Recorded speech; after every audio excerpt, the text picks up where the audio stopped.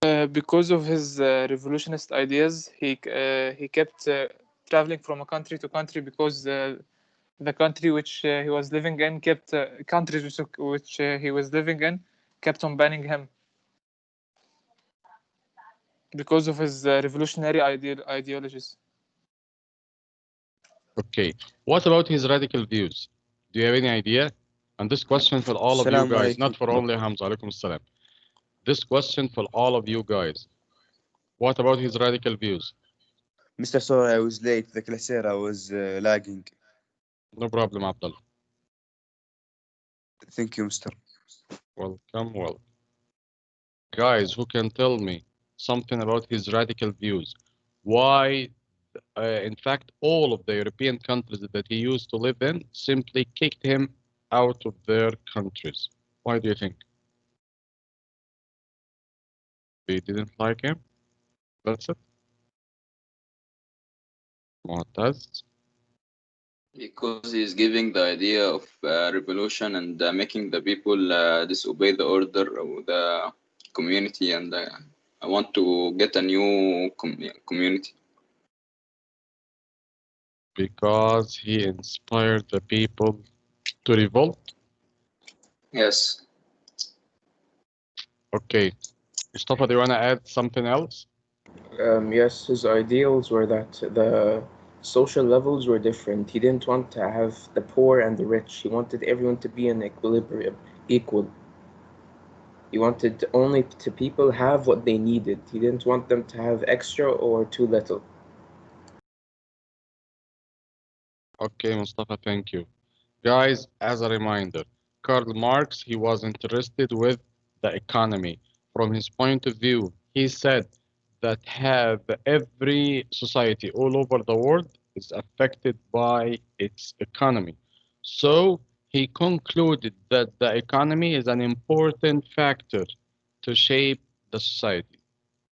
From his point of view, all the societies all over the world consists of two main social classes, the bourgeoisie and the proletariat, the wealthy people and the poor ones. And of course, the wealthy people or the bourgeoisie are controlling the workers, the poor ones. So how are we going to solve this issue?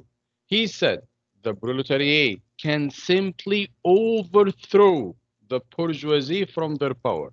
They can be united together and overthrow the bourgeoisie. It can be done by a revolution, for example, but there are a lot of options. But one of the possible uh, solutions or one of the possible ways can be revolutions. So after getting rid of the bourgeoisie or of the wealthy people of the nation, he said that the society can simply redistribute its wealth by creating a classless society. So no more wealthy or poor people. A classless society. There is no classification. So the people will be rewarded according to their needs, and they will contribute to the society according to their abilities. Of course, this was his radical view of the society. And in fact, he inspired a lot of people, many generations after his death, to have some kind of a change in their society, especially Russia. The next sociologist we're going to talk about will be Emile Durkheim. Emile Durkheim, in fact, he was a French Jew who was interested with the study of education. In fact, he was the first one to establish a sociology course or a sociology class in France in the University of Purdue. And he was, by the way, he was the first one to apply the methods of the natural sciences on the society. By the methods of natural sciences, I mean statistics. He used his math skills in order to complete his study from his point of view. Okay, this was his point of view. As we said earlier, the society consists of different parts. Somehow these parts are related together in order to produce social order or even social change. Okay, interdependent parts. But he focused not on the part itself, but the function of this part. For example, the function of the part. Sorry, I can say, for example, that the educational system is one of the parts of the society. So, what's the function of this educational system? To provide education for the students, for example. Okay, so he was interested with the function of every single part of the society. From his point of view, he said that the function is the consequence that an element of society produces for the maintenance of the social system. He was interested with the function of all of the parts of the society. And he focused on the function of religion as the most important part in the society. Because from his point of view, religion, if we're gonna define religion, what's religion, guys? Who's gonna help me here? Define religion. Use your own words. What is it? Adham, can you tell me what's a religion? Mr. Religion is when a group of people have certain beliefs about something. Thank you. Anybody else?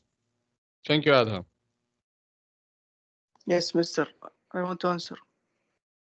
Okay, Khaled.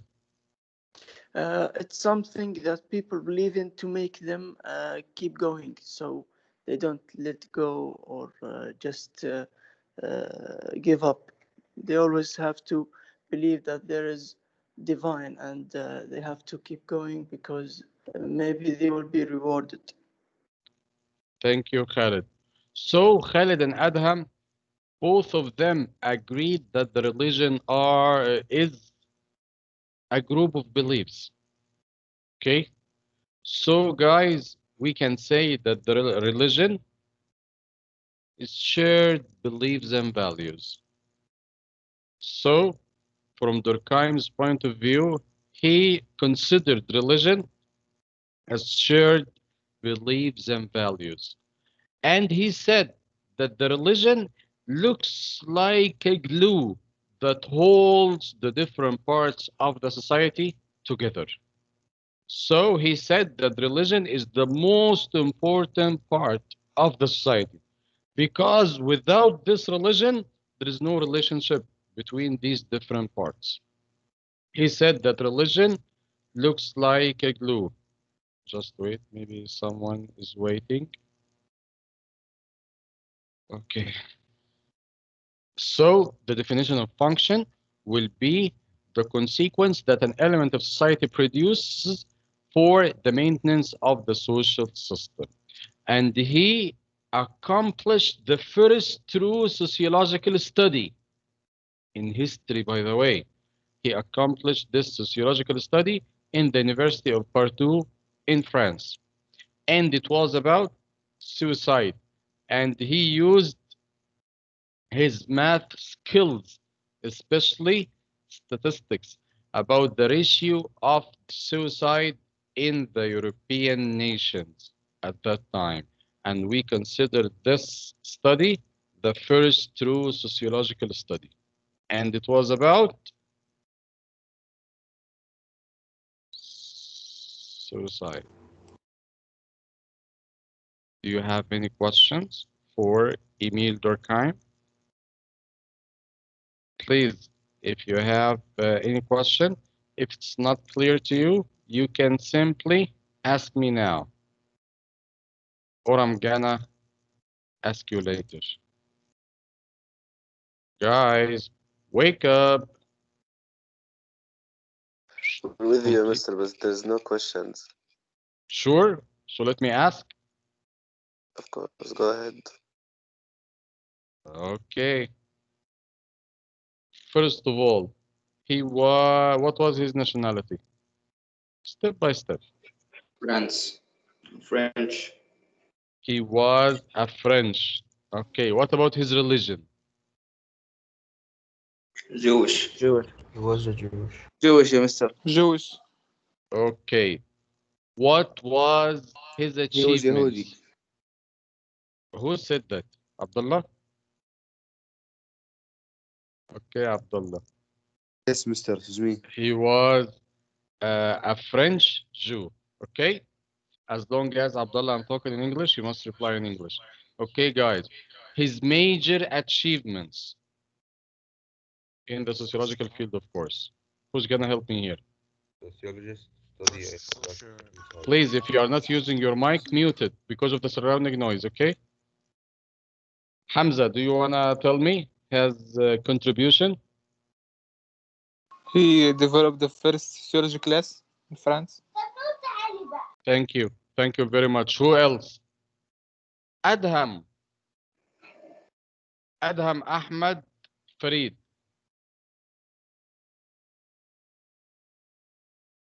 Adham, where are you?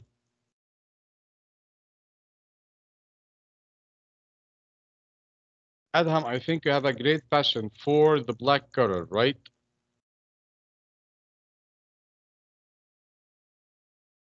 Adham, okay, Mu'taz.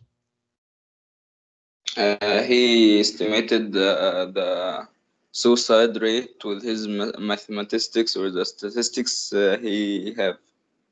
What is this suicide? Suicide rate, how many people are suiciding, and he used his statistics to calculate it. Thank you. But we can say, Mu'taz, the first true sociological study, okay, in history. It's the first known sociological study, and it was accomplished by him. And he used statistics. So he was the first one to apply the methods and the principles of the physical sciences on the social ones. Okay, let's go on. Let's continue. Max Weber, not Max Weber. Okay, from his name, Max Weber, what was his nationality? Try to guess. German. American, Mexican. American? Mexican? From, Yes. yani, you have looked at the shape of him, right? Yes. No, in fact, he was, one of you had said German. Because simply, they do not I have guess this sound in the German language. They have double V, not W. Okay, she's from Max Germany. Weber. Sorry?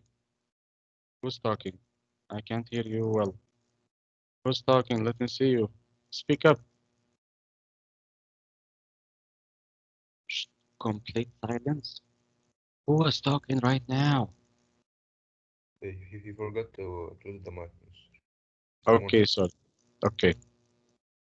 So Max Weber, all of the previous sociologist guys, they were interested with the society as a whole. Okay, and they said that the society consists of different groups. So they have a look for the society as a whole part.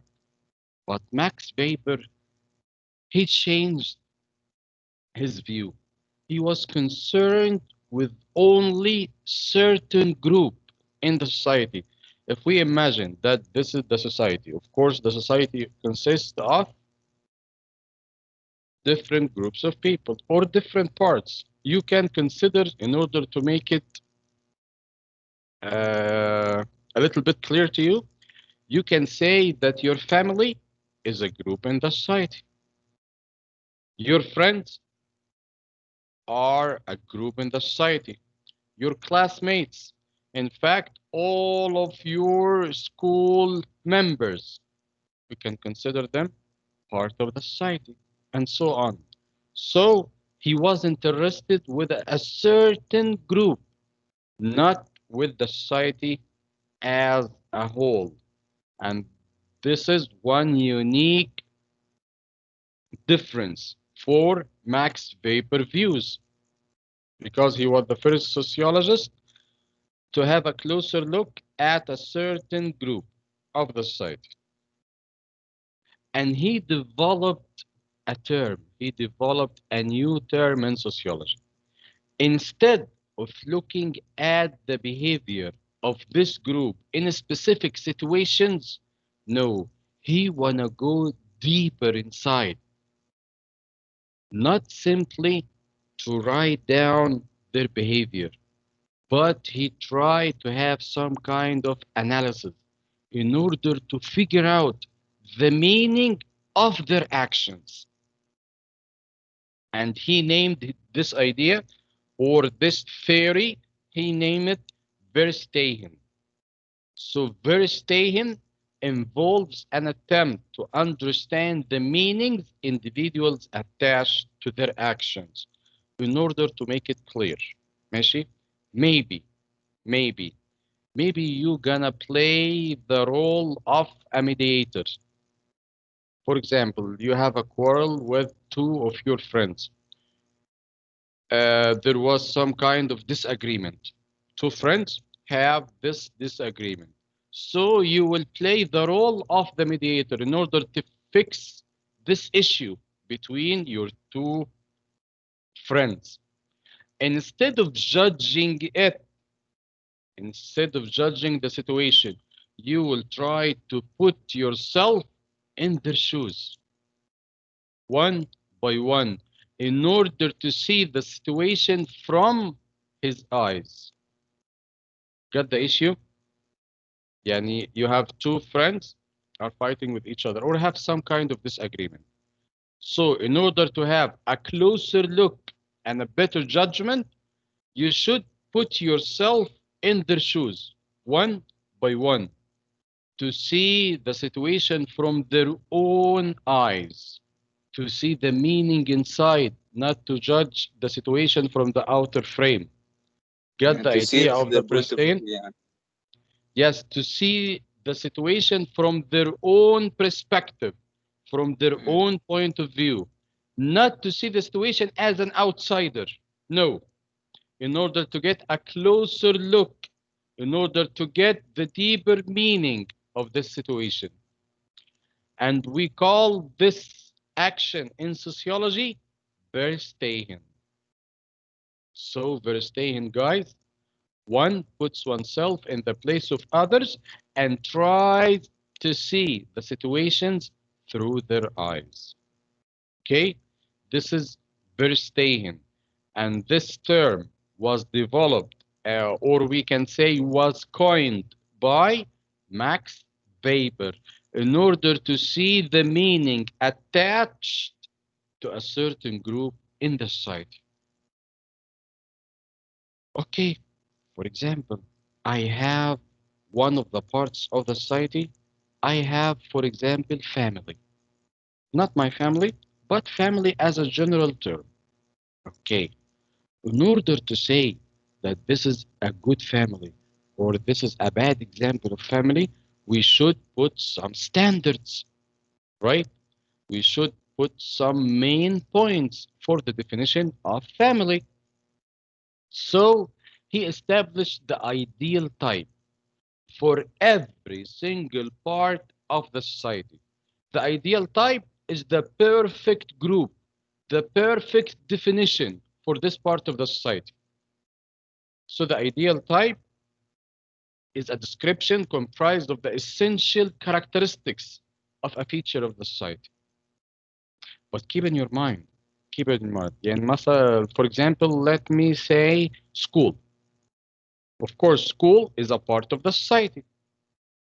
There is no need that the definition or your experience with schools, there is no need to be this experience to be the perfect example of schools.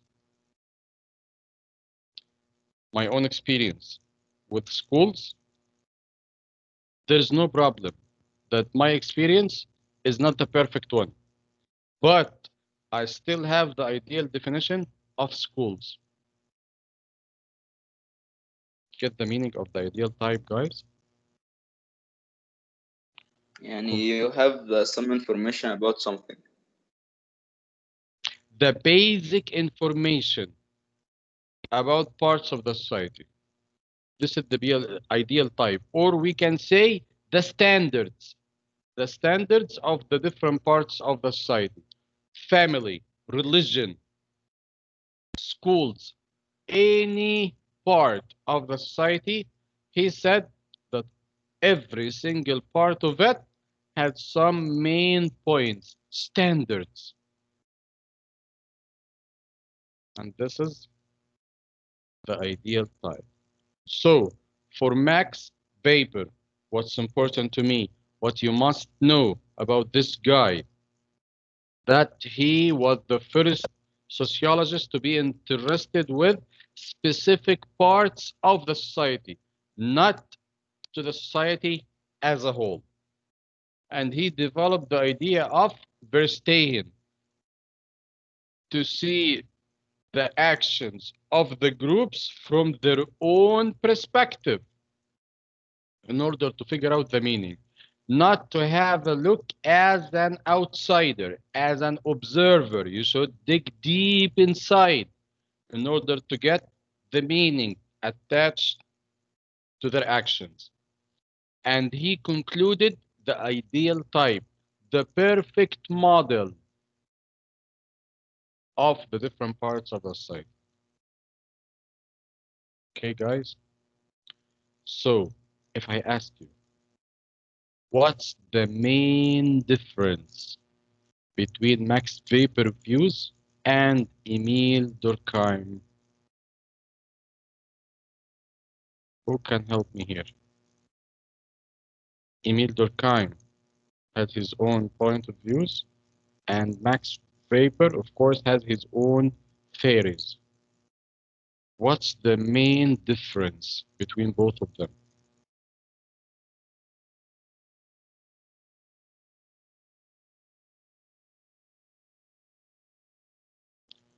Complete silence. Oh, some of you are raising We are hands. raising our hands. Sorry, because I simply see my sharing screen. Leo, what do you think? Max Weber is focused on certain people, certain group in sociology, while Amy is focused on the entire social knowledge. Thank you very much. Thank you very much, Leo. Yes, guys, Max, the main difference that Max Weber simply was interested with specific groups in the society, while Emile Durkheim, his aim was the society as a whole. Okay? Let's go on. Our last two sociologists. Of course, guys, try to use your common sense a little bit. We are studying American curriculum, and we gonna focus on the American society. So, of course, according to the authors of the book, he must simply provide us with some examples for the American sociologists. In fact, the two main pioneers in this field over there in the States were Jane Addams and W.E.P. Du Bois.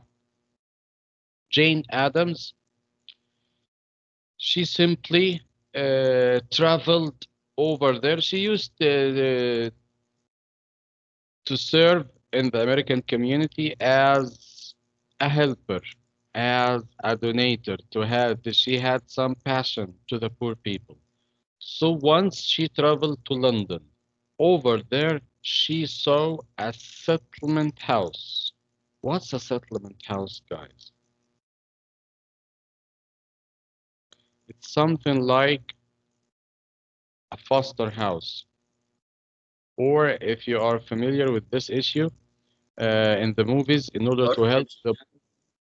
Sorry? Orphanage. One among the others. if you are familiar with this issue within the movies, you're gonna see for homeless people, for example, they have some kind of these houses in order to provide them with a shelter for only one night, to provide them with a meal in order to take a shower, and so on. It's free of charge. But of course, the number of these houses are limited according to the population of the neighborhood. So it's gonna take only a certain amount of people. So if you are willing to participate, you can simply go to take your number or stand in a line. Then you're gonna use this facility for only one night. Next day, you are free to go, and another one will come. These houses are called settlement houses. Okay, some kind of a charity work, and it always attached to the church. So when she traveled over there to London, she saw the settlement house and she admired this idea. So she established the first settlement house in Chicago. And she published a series of surveys about the problems of urban poor. But she only collected data. There is no analysis. There is no usage of the laws and the principles of the physical sciences. So we do not consider her a sociologist. We can consider her a social worker, but not a sociologist, because in order to get this term, you must apply the principles and the methods of the physical sciences. So after collecting these surveys, you can make some kind of analysis. Try to interpret this data. So Jane Addams, her achievement that she opened the first settlement house in Chicago. Dubois. Dubois, guys, was the first African American to get a degree from the Harvard University. All over history, by the way. He was the first African American to get a degree from Harvard. He was interested, of course, because of his ethnic background. He was interested with the conditions of the African Americans over there, and he encouraged the scholars to examine the problems of race. And I can tell you now that we are done with our second title in sociology, the development of sociology. Please, if you have any question, guys, regarding this lesson, it's your time now. Be my guest. We still have 3 more minutes.